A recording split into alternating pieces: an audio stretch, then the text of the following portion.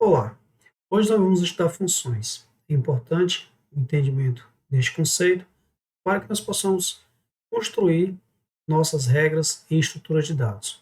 Vamos definir o que são funções, conhecer a sintaxe para a construção de uma função, detalhar a função main na linguagem Java e na linguagem C, realizar a criação de funções, diferenciar a passagem de parâmetros por referência e por cópia, e nós também vamos ver escopo de variáveis local e global. Vamos lá? Vamos então à definição de função. Uma função pode ser dita como um conjunto de instruções que estão agrupadas para realizar uma tarefa específica.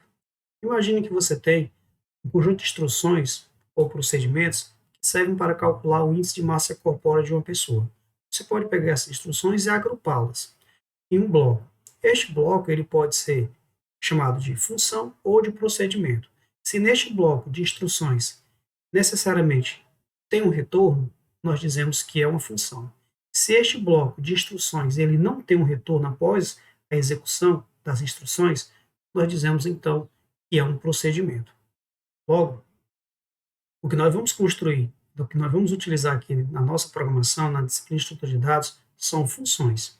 E as funções, elas são criadas para que nós possamos passar parâmetros para um conjunto de instruções, esse bloco de instruções, realizar este bloco de instruções e, ao final da realização deste bloco de instruções, a gente irá ter um retorno de um tipo de dado específico.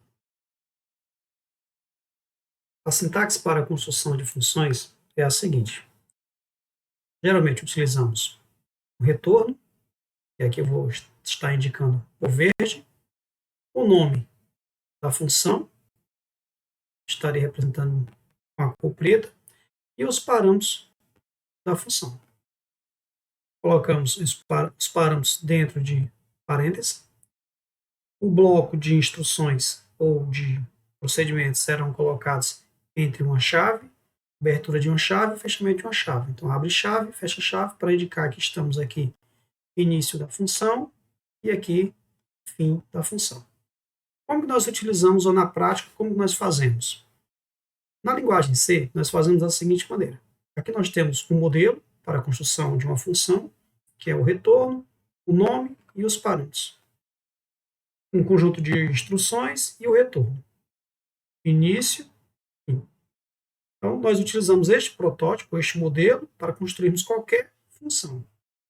Depois nós declaramos a assinatura, também chamado de protótipo da função. Na linguagem C, a gente faz essa declaração antes da função main, que é a função principal, ou a gente inclui em um arquivo e faz a declaração em um arquivo separado e inclui um arquivo que contém a função main. Depois disso, nós fazemos a implementação depois da função main ou no arquivo que foi feito em separado. E, por último, nós utilizamos a função dentro do main ou dentro de uma outra função. Então, os passos para a criação de uma função é declarar a assinatura ou fazer o protótipo da função, implementar a função ou também chamada de definir a função, implementar ou definir, geralmente depois do main, e utilizá-la dentro do main ou dentro de uma outra função. Agora eu gostaria de detalhar para vocês a função main na linguagem C e a função main na linguagem Java.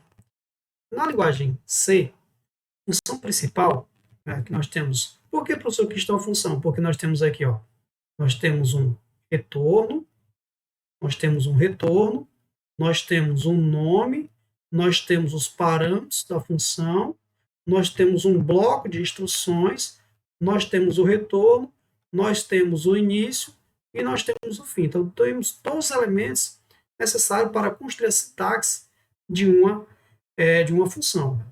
E estes parâmetros que são passados aqui, estes parâmetros aqui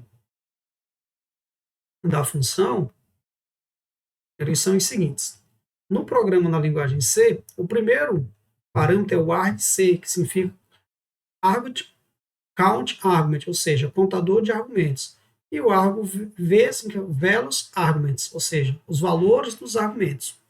Então, em um programa feito na linguagem C, nós temos que a função principal tem como parâmetro o argc e o argv, em que o argc é a quantidade de parâmetros passados por esta função e o argv são os valores passados por esta função. Na linguagem aqui, na linguagem C, né, ou C++, e aqui na linguagem Java, nós temos o seguinte, nós temos uma função, também o nome principal, em que todo o seu código será colocado aqui dentro, nesse início, e aqui o fim da função, e aqui os parâmetros. Aqui os parâmetros da função principal em um programa em Java. Esta função, ela recebe um array, ou um vetor de argumentos, em que você pode verificar o tamanho e também acessar o conteúdo deste array ou deste vetor através do índice de cada posição deste args. Um exemplo. Aqui nós também podemos ver, eu fiz um pequeno exemplo para vocês. Na linguagem C, como nós podemos exemplificar isso? Na linguagem C, nós temos aqui um programa. Vou mostrar. Eu tenho aqui a função principal. A função principal. Aqui os parâmetros, que é a quantidade de argumentos e os valores dos argumentos. Declarei uma variável C. Dei um print para saber a quantidade de argumentos. Print na quantidade de argumentos que eu estou recebendo nesta função. Fiz um for para poder imprimir todos os argumentos que foram passados para esta função. E aqui eu retorno 0, indicando que há 0 erro.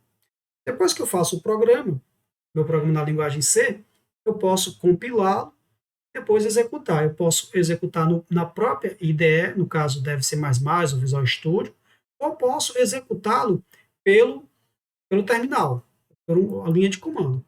Então, executando o nosso programa pela linha de comando, nós temos o seguinte.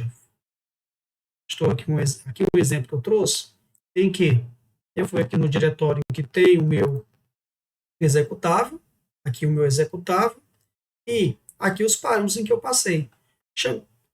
Chamei o meu arquivo executável, passando os parâmetros idade, peso e altura. Ele informou que a quantidade de argumentos são 4. Mas, professor, o senhor só passou 3, a idade, o peso e a altura. E na linguagem C, o primeiro parâmetro que ele passa é o caminho do arquivo. Como eu estou executando, eu estou no próprio diretório, então ele só coloca o nome do arquivo. Se eu estivesse fora do diretório, ele mostraria todo este caminho aqui, além do nome do arquivo. Seria o primeiro argumento, o argumento 0. E o argumento 1. O argumento 2 seria a idade, o argumento 3 seria o peso, o argumento 4 seria a altura. Então, na linguagem C, vocês podem fazer esse teste, pode compilar este código, chamar o executável pela linha de comando, passar parâmetros diversificados, vocês vão ver aqui a quantidade de parâmetros que foram passados e quais foram esses parâmetros que foram passados.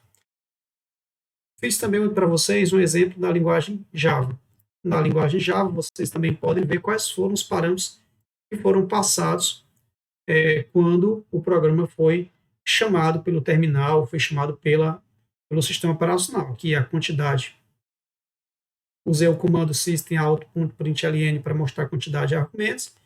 Fiz um for para poder mostrar a quantidade de argumentos, mostrar quais são os argumentos, né, e quais são os seus valores.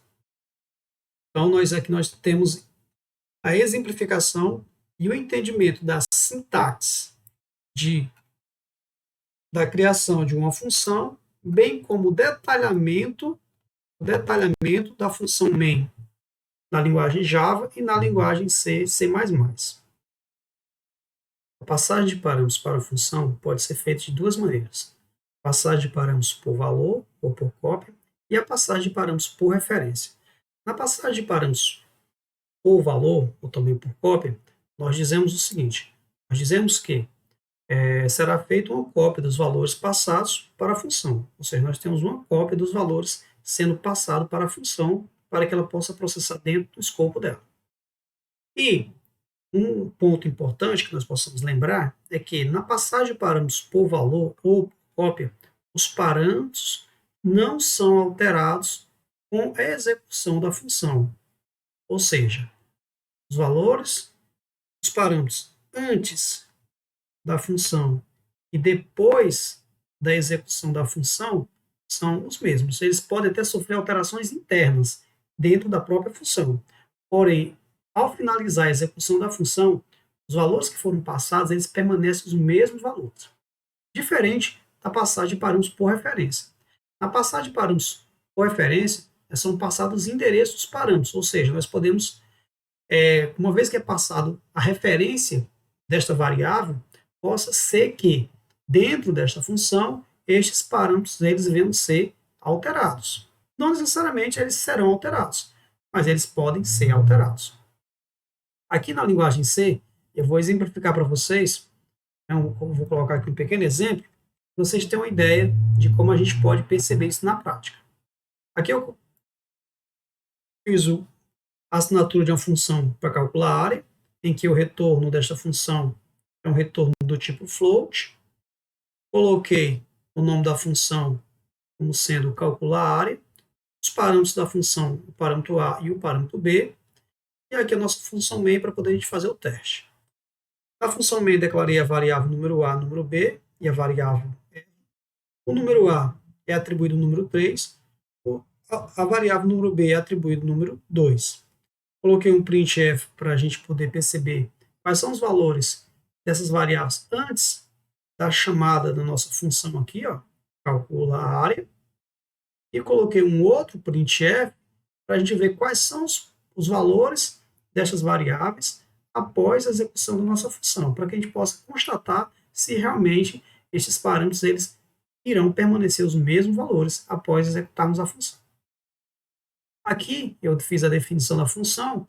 Na definição da função eu tenho o seguinte, eu tenho que o valor de A recebe o valor de B mais 2, ou seja, o valor de B é 2, 2 mais 2 é 4. O valor de B recebe o valor de B mais 1, o valor de B é 2, 2 mais 1, 3. Dentro da função, eu coloquei um printf para que você possa perceber que dentro da função, os valores de A e de B eles foram alterados internamente. Então, quando a gente executar, a gente vai ver que os valores de A serão, o valor de A será 4, o valor de B será 3. E a multiplicação, 4 vezes 3, 12. E aqui temos o nosso outro print, e a gente vai ver que os valores de A e de B serão os valores que foram atribuídos inicialmente, 3 e 2. Ou seja, aqui eu coloco aqui, como foi feita a chamada do nosso programa, o nosso programa aqui sendo executado. Eu fiz aqui a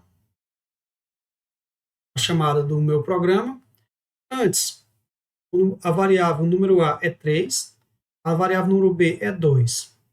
Dentro da função, o valor de A foi alterado para 4, o valor de B foi alterado para 3. Porém, depois que eu executo a função, o valor de A e o valor de B permanecem o mesmo, 3 e 4. E o valor do resultado, 3 vezes 4, desculpa, 3 para A e 2 para B. E os valores do resultado é 3 vezes 4, 12. É como se nós, aqui eu também faço um outro desenhozinho para que vocês possam entender o seguinte. Nós temos a nossa função como sendo um bloco ou uma caixa preta, em que os parâmetros são passados para esta função, eles são passados para a função, o valor de A, no caso eu coloquei aqui, foi 3, e o valor de B foi 2, vou alterar aqui, ó, foi 2, 2. Depois que aqui retornou a minha função, retornou o valor da multiplicação, não foi 3 vezes 2, porque dentro da função, dessa caixa preta, ele alterou internamente o valor de A e de B. Então, o valor deu 12, porque o valor de A foi alterado para 4 e o valor de B foi alterado para 3. 4 vezes 3, 12. E os parâmetros? O A permaneceu o mesmo. Depois de executar a função, aqui executou a função. Depois que executou a função, o valor de A ele continuou com quanto? Continuou com 3 e o valor de B continuou com 2. Então, tanto antes e depois, os valores de A e de B permanecem os mesmos, porque a passagem de parâmetros foi feita por cópia ou por valor. Já a passagem de parâmetros por referência, ó, tem um outro exemplo aqui que eu coloco para vocês. Na passagem de parâmetros por referência, nós podemos ter o seguinte: coloquei um pequeno códigozinho aqui para vocês perceberem essa diferença. O que vai acontecer agora? O que vai acontecer?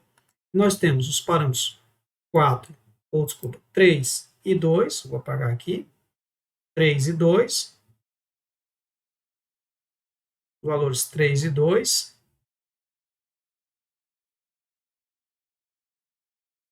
são passados para a função processo, ou seja, o nosso bloco, ou nossa caixa preta de instruções, se faz alguma coisa ou alguma tarefa específica.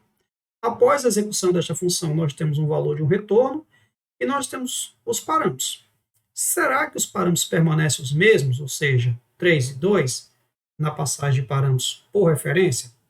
Bem, quando nós fazemos a passagem de parâmetros por referência, existem duas maneiras. Quando nós estamos utilizando somente a linguagem C, a linguagem C pura, ou a linguagem C-ANSI, geralmente nós fazemos a passagem de parâmetros por referência usando o conceito de ponteiros, aqui utilizando C-ANSI. Um protótipo de uma função calcula a área em que os parâmetros A e os parâmetros B são passados por referência. Como que eu sei? Porque nós temos aqui um ponteiro. Como nós temos um ponteiro, o que será passado será o endereço dessas variáveis, ou de alguma variável, para esta função. Aqui eu tenho outra função, calcula a área AA, em que eu posso implementar na linguagem C++. A linguagem C++ ela vai suportar, se você tiver um arquivo .cpp, ele vai tanto suportar passagem de parâmetros por ponteiro ou por operador de endereço. Então, permite as duas maneiras aqui. Se for C++, você pode fazer assim ou assim. Mas se você tiver um arquivo apenas com extensão .c, você só vai fazer a passagem de parâmetros por referência desta forma aqui. Se você tiver um arquivo em que a extensão deste arquivo é .c, então a passagem de parâmetros por referência será feita desta forma. Se o seu arquivo o arquivo que você estiver implementando for um arquivo de extensão .cpp, você pode fazer a passagem de parâmetros desta forma, com o operador de endereço ou com o operador de ponteiro. Suporta as duas formas. Então, coloquei os dois protótipos, ou as duas assinaturas diferentes, para que vocês possam perceber que os resultados serão os mesmos. A única diferença é se você está escrevendo em um arquivo .c, seu código, ou em um arquivo .cpp. Lembrando, se você estiver escrevendo em um arquivo .c, será permitida a passagem de parâmetros desta forma, por meio de ponteiro. Se você estiver escrevendo seu código em um arquivo .cpp, será permitida a passagem ou a escrita de passagem de parâmetros desta forma ou desta forma, tanto faz. A função main, aqui é a nossa função main. Na nossa função main tem o número A, o número B. Aqui, antes exibidos os valores de A e o valor de B. Aqui, sendo chamada a função do nosso em um arquivo .c ou .cpp, usando o operador de ponteiro. Só que, como eu estou usando ponteiro, então tem que colocar o operador endereço, para poder pegar o endereço desta variável. E aqui a chamada da função calcula área A, em que eu passo o número A 3 e o número B 2. Aqui ele vai pegar, já indica, ele vai pegar o endereço da variável A e o endereço da variável B. Logo, ele vai poder fazer uma alteração dentro da função dos valores de A e de B, porque eu tenho uma passagem de parâmetros por referência, ou seja, eu tenho uma referência, eu não tenho uma cópia destes parâmetros, porque eu tenho uma referência do endereço destes parâmetros. Então, aqui, para eu poder acessar o conteúdo desta variável, deste endereço, eu preciso colocar asterisco ponteiro, asterisco, o nome da variável, igual asterisco, nome da variável, mais 2, mesmo código. Eu estou usando o operador de ponteiro, mesma coisa que eu fiz também na passagem por cópia ou por valor, e aqui eu retornei a multiplicação. Então, o resultado espera-se que seja aqui, seja o valor de B é 2, 2 mais 2 vai ser igual a 4, e o valor de B aqui é 2 mais 1, espera que seja o número 3. Retorna a multiplicação de A vezes B, ou seja, 4 vezes 3 é igual a 12.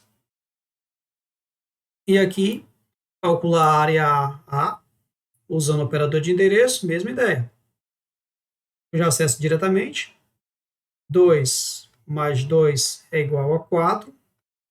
2 mais 1 é igual a 3. 4 vezes 3 é igual a 12. Logo, quando eu fizer a chamada desta função, aqui eu tenho para vocês, eu vou abrir aqui o meu código. Ver. Pronto. Pronto. Neste exemplo aqui, ó, eu tenho ir lá, executar. Observem que antes, né, antes,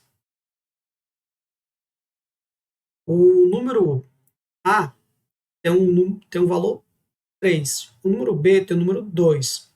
Depois, o número A passou a ser 4 e o número B passou a ser 3. Vou copiar aqui, vou colocar aqui para vocês. Então, essa alteração, nós percebemos que antes, né, antes os parâmetros, aqui, ó, antes o valor do número A é 3 e o valor do número B é 2. Porém, depois que eu executei a minha função, o que foi acontecer com o número A? O número A passou a ser 4, o número B passou a ser 3. Ou seja, isso indica que a passagem de parâmetros por referência pode alterar de fato os valores dos parâmetros que foram passados inicialmente para a função. Então, aqui também eu coloco desenhozinho para vocês entenderem a ideia. Nós temos os parâmetros, a função 3 e 2, a execução da função. Depois de executada a função, vamos ter o valor retorno 12. O valor de B foi alterado aqui, ó.